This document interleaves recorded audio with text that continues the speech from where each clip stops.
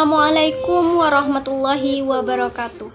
Saya Ulfatun Hasanah dari Prodi Pendidikan Guru Madrasah Ibtidaiyah Fakultas Tarbiyah dan Ilmu Keguruan UINHAS Jember.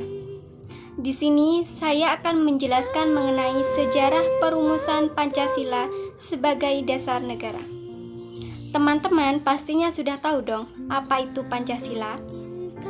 Pancasila adalah sebuah ideologi dasar negara Indonesia yang perlu dihayati dan harus dijunjung tinggi oleh setiap warga negara Indonesia.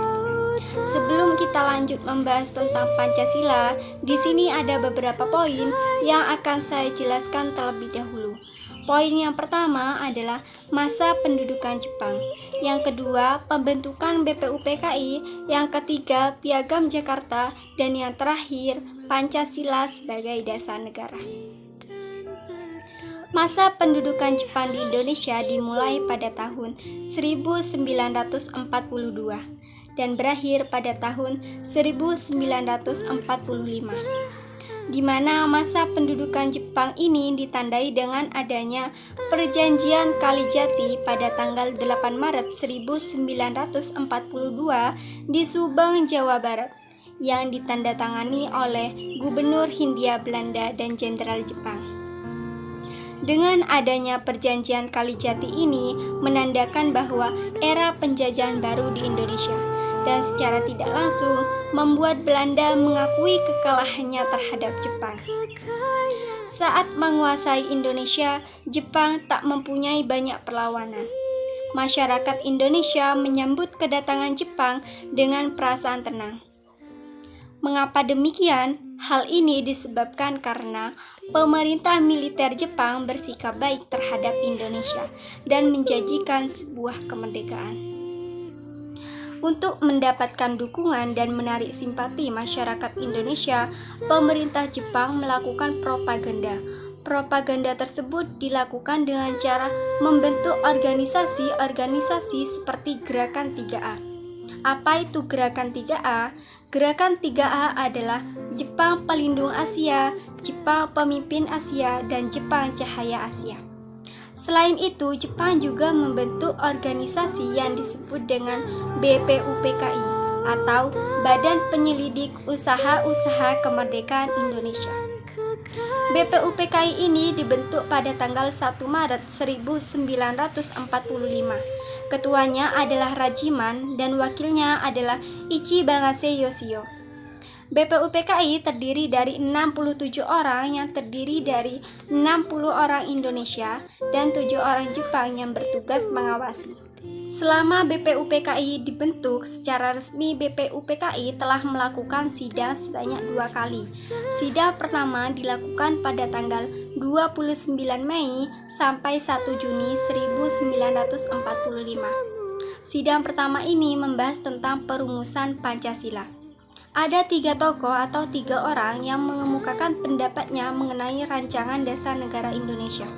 Yang pertama Muhammad Yamin, yang kedua Supomo, dan yang terakhir Insinyur Soekarno. Muhammad Yamin memberikan pendapatnya yang berisikan 5 asas. Yang pertama pri kebangsaan, yang kedua pri kemanusiaan, yang ketiga pri ketuhanan, yang keempat pri kerakyatan, dan yang kelima kesejahteraan rakyat. Lalu Supomo juga memberikan pendapatnya yang berisikan 5 asas juga. Apa saja? Yang pertama persatuan, yang kedua kekeluargaan, yang ketiga keseimbangan, yang keempat musyawarah, dan yang kelima keadilan sosial. Dan yang terakhir Insinyur Soekarno yang juga memberikan pendapatnya berisikan 5 asas.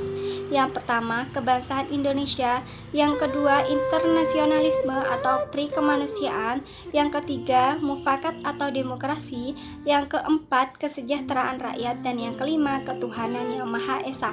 Dari 3 tokoh yang sudah berpendapat mengenai rancangan dasar negara Indonesia, pendapat Insinyur Soekarno lah yang paling diterima oleh semua anggota. Namun belum ada kesepakatan mengenai hal ini. Alhasil, Rajiman ketuanya membentuk Panitia 9 yang bertujuan untuk memastikan gagasan perumusan dasar negara Indonesia.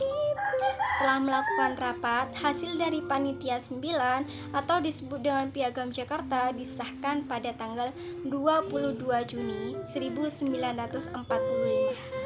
Kemudian Piagam Jakarta ini mengalami sedikit perubahan dan namanya diubah menjadi Pancasila.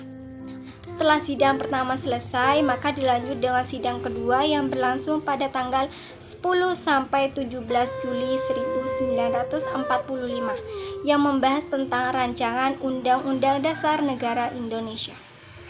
Ada 3 hal pokok yang harus ada dalam Undang-Undang Dasar. Yang pertama, pernyataan Indonesia Merdeka. Yang kedua, pembukaan Undang-Undang Dasar. Dan yang ketiga, batang tubuh Undang-Undang Dasar 1945. Mungkin hanya itu yang dapat saya jelaskan. Jika ada salah kata, saya mohon maaf yang sebesar-besarnya. Wassalamualaikum warahmatullahi wabarakatuh.